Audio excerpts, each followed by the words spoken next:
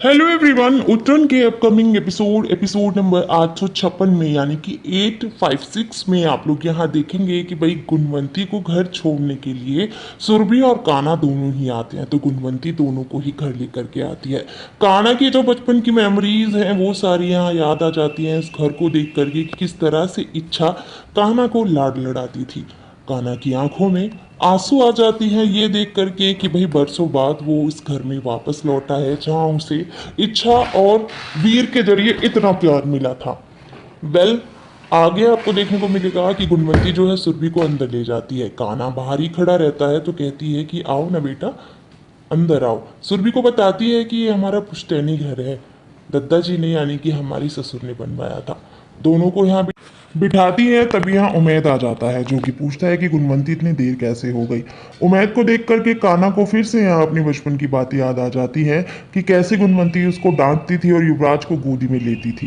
कान्हा को भूख लग रही थी और उसकी माँ यहाँ नहीं थी।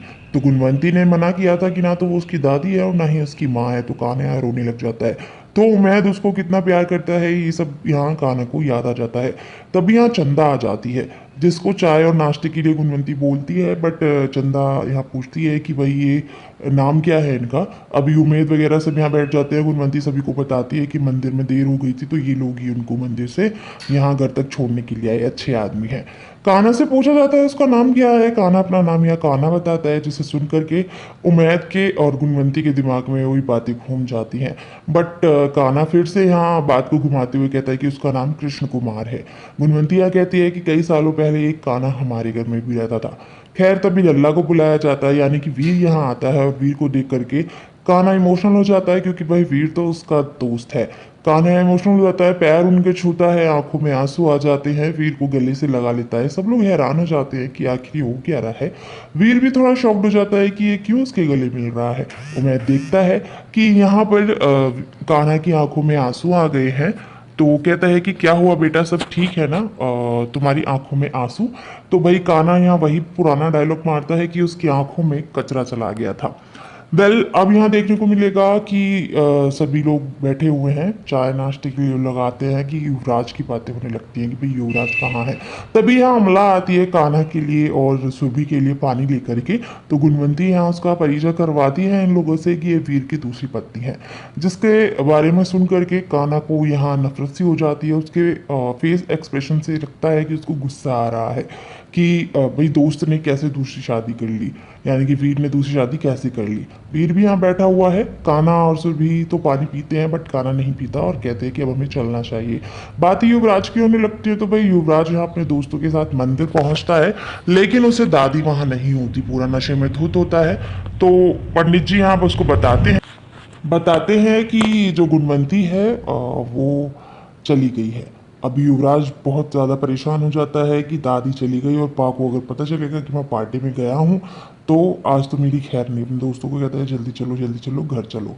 खैर भाई, यहाँ पे उमैद और गुणवंती फिर से युवराज को लेकर के बातें करते हैं। युवराज कहाँ है, कितनी देर हो गई, कैसे हो गई, उसको मंदिर लेके गई थी एंड ऑल, ये सब यहाँ चल रही हैं बातें कि अभी कान्हा और सुरभि जो है इन लोगों से विदा लेते हैं और चले जाते हैं। वहीं गुणवंती कहती है कि वो कॉलेज चला गया है। गाड़ी वगैरह के बारे में पूछते हैं कि भाई तुम्हारी कार कहाँ है जो तुम इन लोगों के साथ आई हो। तो गुणवंती कहती है कि वो गाड़ी युवराज के पास है।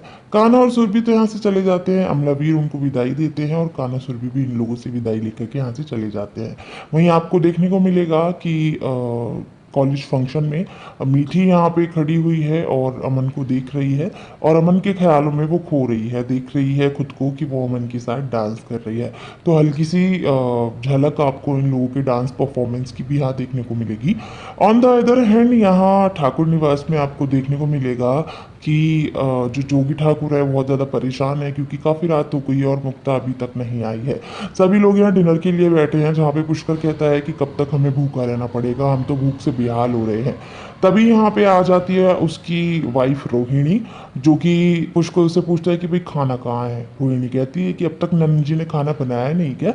आवाज़ दे करके कहती है कि जी खाना कहाँ रह गया। कहती है कि नंदन जी का हाथ ना किसी काम में चलता ही नहीं है, लगता है वो पूरी हो गई है। भाई जोगी सारी चीज़ें ऑब्जर्व करता है, उसने उसकी पत्नी के खिलाफ जो भी चीज़ें यहाँ कही जा रही हैं वो भी ऑब्जर्व करता है कि किस तरह से इन्हीं के टुकड़ों पे पड़ने वाले लोग आज उसको क्या क्या सुना रहे हैं। खैर यहाँ दिव्या आ जाती है बेचारी खाना लेकर के, और भुने करेले भिंडी वगैरह देख करके रोहिणी बड़ी खुश हो जाती है। पुष्कर कहता है कि दीदी जो आपके हाथों में स्वाद है ना, वो स्वाद किसी और के हाथों में है ही नहीं।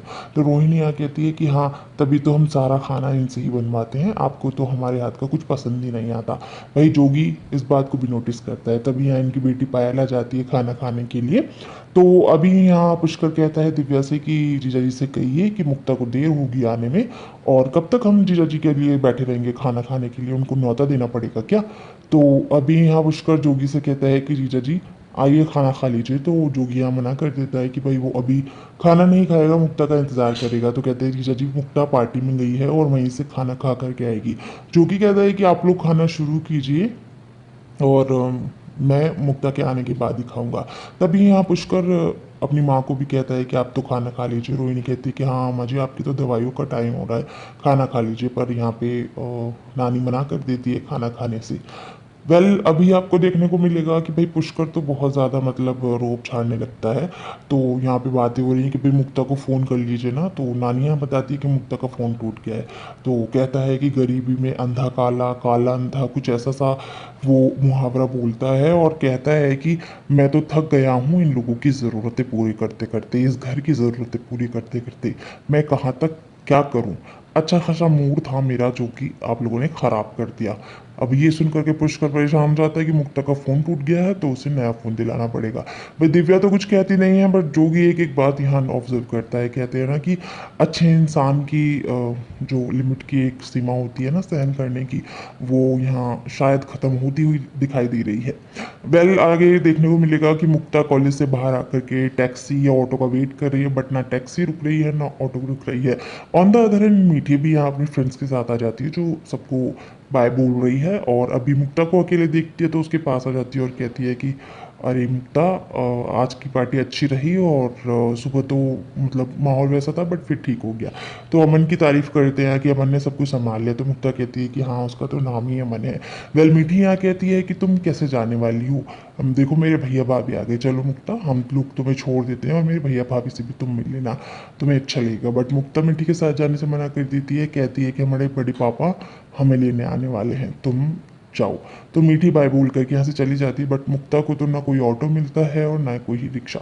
वहीं वीर अपनी माँ गुणवंती को डांट रहा होता है कि उसे इस तरह से पार्टी में नहीं भेजना चाहिए था, और आपके लाड़ प्यार ने ही वीर को बिगाड़ रखा है। आपका जो ये लाड़ प्यार है ना, अंधा लाड़ प्यार, यही एक दिन हमको नुकसान देगा। तभी अमला पीछे बोल पड़ती है कि आप अपनी माई को डांट रहे हैं, और अच्छा नहीं लगता है, बच्चा है और दादी हैं, दिल पिघल गया, और यही तो उम्र है खेलने कूदने की, मौज मस्ती करने की। बट वीर यहाँ कहता है कि वो मौज मस्ती से आगे निकल चुका है अमला, तुम लोगों ने ही मिलकर के उसको बिगाड़ा है। अमला यहाँ वीर से बातें कर रही है कि गुणवंती भी चुप है, और वीर की बातें सब लोग यहाँ सुन रहे हैं कि युवराज अभी तक क्यों नहीं आया। तभी यहाँ वीर के पास फोन आता है, और जिससे पता चलता है कि युवराज पुलिस स्टेशन में है। अब वीर सबको ये बात बताता है तो सभी लोग यहाँ चौंक जाते हैं कि आखिर युवराज ने अब ऐसा कौन सा कांड कर दिया है जो उसे पुलिस उठा करके ले गई है। सो गाइज आज के एपिसोड में तो इतना ही था। वीडियो पसंद आती है तो लाइक कर दें, हाँ चैनल को सब्सक्राइब कर लें नोटिफिकेशन बेल के साथ में। मैं मिलूंगी नेक्स्ट वीडियो में, तब तक के लिए बाय।